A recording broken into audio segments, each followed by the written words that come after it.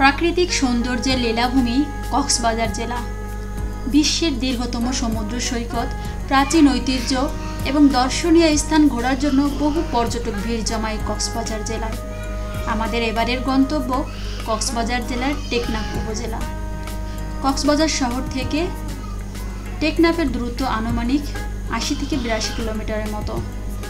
আমরা এবার যাত্রায় কক্সবাজারের মেরিন ড্রাইভ হয়ে সোজা চলে যাব টেকনাফের পথে, অর্থাৎ যেখান থেকে দেখা মিলবে মায়ানমারের অর্থাৎ বাংলাদেশের দক্ষিণ প্রান্তের একদম শেষ প্রান্ত। চলুন বেশি কথা না বাড়িয়ে শুরু করি। বন্ধুরা, আমরা কক্সবাজারে যে হোটেলে উঠেছিলাম সেটির নাম হচ্ছে হোটেল কক্স ভ্যাকেশন। আমরা এখান থেকেই আমাদের চাঁদের গাড়িতে করে মেরিন ড্রাইভ হয়ে টেকনাফ গিয়েছিলাম। এই চাঁদের গাড়িগুলো অফ সিজনে ৪ থেকে ৫,০০০ টাকার মধ্যে পাওয়া যায়, অর্থাৎ আপনাকে একটু দরদাম করে নিতে হবে। কিন্তু আমরা যেহেতু পুজোর ছুটিতে গিয়েছিলাম, ওই সময় প্রচুর পরিমাণে ভিড় ছিল, যার কারণে আমাদেরকে ৮,০০০ টাকা পেমেন্ট করতে হয়েছিল। তো যাই হোক, আপনারা এছাড়া সিএনজিতেও যেতে পারেন অথবা অটোতে করে যেতে পারেন, তবে অটোতে করে গেলে অনেক বেশি দেরি হয়ে যাবে। এজন্য সিএনজি অথবা বাসে যেতে পারেন। সবচাইতে ভালো হয় চাঁদের গাড়িতে গেলে। এই যেমন আমরা চাঁদের গাড়িতে গিয়েছিলাম, পুরো দৃশ্যটা আমরা চতুর্পাশ দিয়ে দেখতে পেয়েছিলাম।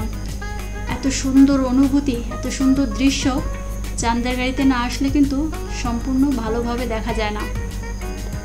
এজন্যই আমার পক্ষ থেকে রিকমেন্ড থাকবে চাঁদের গাড়িতে যাওয়ার জন্য। যদি আপনারা সংখ্যায় আমাদের মতো অনেক বেশি হয়ে থাকেন, তবে অবশ্যই কিন্তু চাঁদের গাড়িতে আসবেন। আবার কেউ কেউ চাইলে আপনারা বাসে করে আসতে পারেন। জনপ্রতি ২৫০ থেকে ৩০০, ৪০০, অর্থাৎ আপনার উপর ডিপেন্ড করে আপনি কোন ধরনের বাসে যাবেন, এসি না নন এসি। তো যাই হোক, চলুন আমরা উপভোগ করতে থাকি মেরিন ড্রাইভের সৌন্দর্য। মেরিন ড্রাইভের পথে চাঁদের গাড়িতে যাত্রা, এটি এমন এক অভিজ্ঞতা যেন প্রকৃতির বুক চিরে এগিয়ে যাওয়া এক রূপকথার পথ। সমুদ্রের বুক চিরে এগিয়ে চলছে আমাদের চাঁদের গাড়ি। এক পাশে নীল জলরাশি, অন্য পাশে সবুজ পাহাড়ের সারি। যেন প্রকৃতি নিজেই হাত বাড়িয়ে বলছে, এসো আমার সৌন্দর্য দেখো।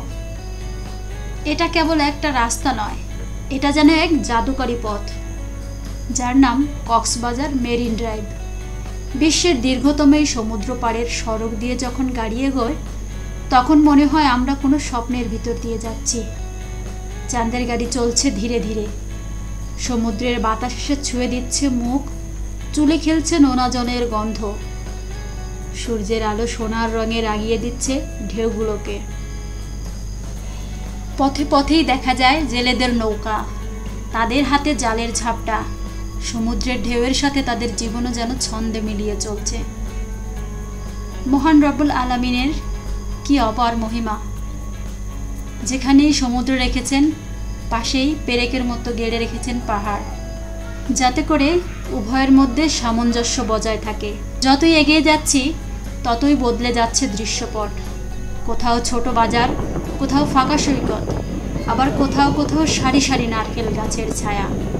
রোদ, বাতাস, নোনা জলের গন্ধ সব মিলিয়ে যেন এক চিরন্তন রূপকথা। চাঁদের গাড়ি যখন মেরিন ড্রাইভের সরু বাঁকগুলো পার হয়, তখন মনে হয় যেন সমুদ্র আমাদের পাশ দিয়ে নিঃশব্দে কথা বলছে। ঢেউয়ের প্রতিটি শব্দে আছে এক ধরনের শান্তি, একটা মায়া, একটা ডাক, যা হৃদয়ের গভীরে গিয়ে নাড়া দেয়। প্রকৃতির এই সৌন্দর্য দেখতে দেখতে কখন যে টেকনাফে পৌঁছে গেছি বুঝতেই পারলাম না। হ্যাঁ বন্ধুরা, এটাই সেই টেকনাফের 0 পয়েন্ট। আমাদের ইচ্ছে থাকা সত্ত্বেও এই স্পটে আমরা নামিনি, কেননা আমাদের উদ্দেশ্য ছিল একদম দক্ষিণে, অর্থাৎ বাংলাদেশের দক্ষিণের শেষ প্রান্তে যাওয়া, যার কারণে আমরা এখানে সময় দিইনি। আমাদের গাড়ি এগিয়ে চলল টেকনাফের শেষ প্রান্ত, অর্থাৎ শাহপুরের দ্বীপের দিকে। তো আমরা এখন গ্রামের ভিতরে ঢুকেছি, যেখান থেকে সমুদ্র কিছুটা দূরে সরে গেছে। আমরা এগোতে এগোতে এখন নাফ নদীর কাছে যাব, তারপর দেখাবো নাফ নদীর সৌন্দর্য। তো বন্ধুরা, এই পাশে যে জমিগুলো দেখতে পাচ্ছেন এখানে লবণ চাষ হয়। তো যাই হোক, আমরা এগুলো দেখতে দেখতে সামনের দিকে এগোচ্ছি। হ্যাঁ বন্ধুরা, অবশেষে আমরা পৌঁছে গেছি আমাদের গন্তব্যের কাছাকাছি, অর্থাৎ আমরা এখন এসেছি নাফ নদীর সেই অপরূপ সৌন্দর্য দেখার জন্য। এটা হচ্ছে নাফ নদীর উপর দিয়ে তৈরি একটি বিশাল ব্রিজ, যেটি প্রায় নাফ নদীর আনুমানিক অর্ধেকটার মতো চলে গিয়েছে। এই নাফ নদীর এই ব্রিজের উপর দিয়ে যাওয়ার জন্য আপনাকে জনপ্রতি 20 টাকা করে দিতে হবে। তো চলুন আমরা দেখি নাফ নদীর অপরূপ সৌন্দর্য। সমুদ্রের হাওয়া মিশে আছে নাফ নদীর পানিতে।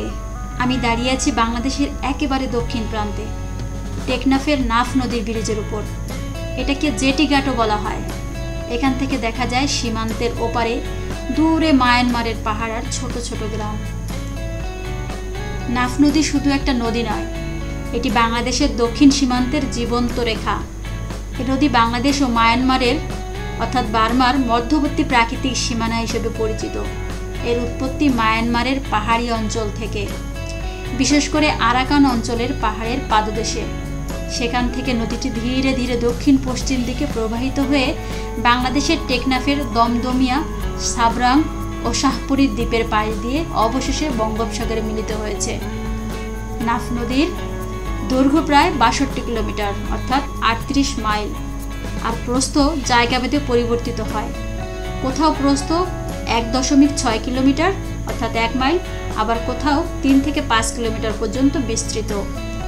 নদীটির গভীরতা গড়ে 30 থেকে 40 ফুট, তবে বর্ষাকালে পানি বেড়ে যায় দ্বিগুণেরও বেশি। এই নদী বাংলাদেশ ও মায়ানমারের মধ্যে নৌযান চলাচলের অন্যতম গুরুত্বপূর্ণ পথ ছিল বহুদিন ধরে। নাফ নদীর নামকরণ নিয়ে একটি জনপ্রিয় ধারণা আছে। আরবি শব্দ নাফ মানে সীমা বা সীমানা, তাই নাম হয়েছে নাফ নদী অর্থাৎ সীমান্তের নদী। প্রাচীনকালে এই নদীপথ দিয়েই আরাকান রাজ্য ও বাংলার মধ্যে বাণিজ্য চলত। পরবর্তীতে ব্রিটিশ আমলেও এই নদী সীমান্ত বাণিজ্যে গুরুত্বপূর্ণ ভূমিকা রাখে। এই যে আমি দাঁড়িয়ে আছি, এটা হলো নাফ নদীর ব্রিজ, যা বাংলাদেশের অন্যতম দক্ষিণ প্রান্তের দীর্ঘতম সেতুগুলোর একটি। ব্রিজের ওপর থেকে চারপাশের দৃশ্য যেমন মন ছুঁয়ে যায়। ডান দিকে বাংলাদেশের টেকনাফ, বাম দিকে মায়ানমারের পাহাড়ি অঞ্চল, মাঝখানে নীলচে নদীর ধারা ধীরে ধীরে সমুদ্রে মিশে যাচ্ছে। যখন বাতাস পরিষ্কার থাকে তখন ব্রিজের ওপার থেকেই দেখা যায় মায়ানমারের মংডু শহরের ঘরবাড়ি, আর দূরের পাহাড়গুলো যেন আকাশে ছুঁয়ে আসে। বিকেলের সূর্য যখন নাফ নদীর জলে পড়ে তখন পুরো নদীটা যেন সোনার মতো ঝলমল করে। নৌকা চলার শব্দ, বাতাসে নোনা গন্ধ আর সীমান্তের নিস্তব্ধতা, সব মিলিয়ে এখানে দাঁড়ানো মানেই নিজেকে প্রকৃতির এক অসীম শান্তির মাঝে খুঁজে পাওয়া। এ নদী শুধু নদী নয়, এ ব্রিজ শুধু ব্রিজ নয়, এটা দুই দেশের মাঝের এক বন্ধন, যেখানে নদী হয়ে উঠেছে ইতিহাস, ভৌগোলিকতা ও সৌন্দর্যের প্রতীক। এই ব্রিজের কিছু কিছু জায়গা পরপর সিঁড়ি দিয়ে একদম নিচ পর্যন্ত গেছে। যখন ভাটা থাকে তখন এই সিঁড়ির এখানে কোনো পানি থাকে না, কিন্তু এখন যেহেতু জোয়ারের সময় তাই পুরোটা পানিতে ভরা ছিল। এইখান থেকে জাহাজে করে অথবা বড় ট্রলারে করে আপনি সেন্ট মার্টিন দ্বীপে যেতে পারবেন। তবে আপাতত সেন্ট মার্টিনে যাওয়া বন্ধ আছে, তাই আমরা সেন্ট মার্টিনের দিকে যাইনি, অথবা এমনিতেও আমরা যেতাম না, কারণ আমাদের সাথে ছোট ছোট অনেক বাচ্চারা ছিল। তো আপনাদের যদি সুযোগ হয় অবশ্যই কিন্তু এখান থেকে সেন্ট মার্টিন যেতে পারবেন। এটা হচ্ছে বাংলাদেশ কোস্ট গার্ড চেকপোস্ট, অর্থাৎ এখান থেকে সব জাহাজ এবং জাহাজগামী সেন্ট মার্টিনে যারা যায় তাদের সব কিছু চেক করা হয়, অথবা দুই দেশের আদান প্রদান সব কিছু এখানেই চেক করা হয়। এখানে ছোট্ট একটি দোকানের মতো আছে, আপনি চাইলে এখান থেকে নাস্তা সেরে নিতে পারেন কোনো রকম আর কি, সাথে কিছু ড্রিঙ্কসও পাওয়া যায়। এখান থেকে দূরে ওই যে দ্বীপের মতো দেখা যাচ্ছে, স্থানীয়দের কাছে জিজ্ঞেস করলাম, তারা বলল ওটা নাকি ছেড়া দ্বীপ। যাই হোক, আমার আসলে ধারণা নেই, আমি যেটা শুনেছি। আমরা দেখতে পাচ্ছি যে সূর্য প্রায় অস্ত যাচ্ছে। অনেক সুন্দর ছিল এই দৃশ্যটা। আপনারা আসলে কিন্তু অবশ্যই আপনাদের ভালো লাগবে আশা করি। আপনারা এখান থেকে চাইলে শাহপরীর দ্বীপ যেতে পারবেন। এখান থেকে আনুমানিক 7 থেকে 8 কিলোমিটার পানিপথে। আর যদি রাস্তা হয়ে যান তাহলে এখান থেকে 8 থেকে 10 কিলোমিটার মতো পথ পড়বে। আমাদের যাওয়া হয়নি আসলে, আমাদের যেহেতু অনেক দেরি হয়ে গিয়েছিল এবং সাথে বাচ্চারা ছিল, যার কারণে আমরা শাহপরীর দ্বীপে যেতে পারিনি। তবে শুনেছি ওখানে গেলে আপনি দেখতে পারবেন জেলেদের জীবন জীবিকা, এসব কাছ থেকে দেখতে পারবেন। আপনাদের সুযোগ হলে আপনারা শাহপরীর দ্বীপটা দেখে আসবেন, কেন ওটা হচ্ছে দক্ষিণের সর্বশেষ প্রান্ত।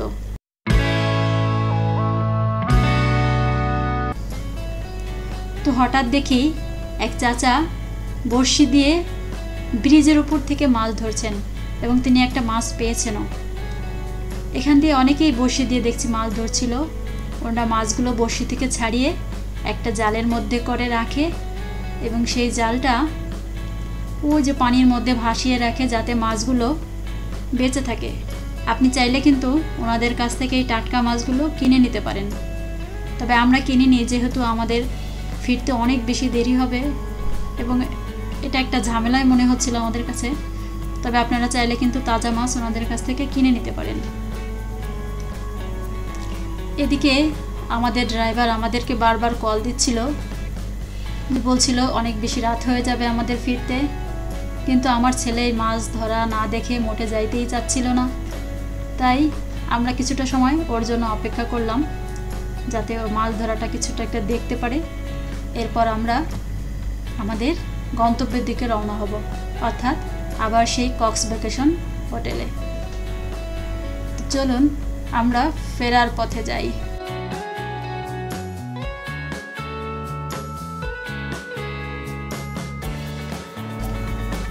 তো বন্ধুরা, সন্ধ্যা গড়িয়ে রাত হয়ে যাচ্ছে। তো আমরা আবারও চলে এসেছি গ্রামের পথ পাড়ি দিয়ে সেই মেরিন ড্রাইভে।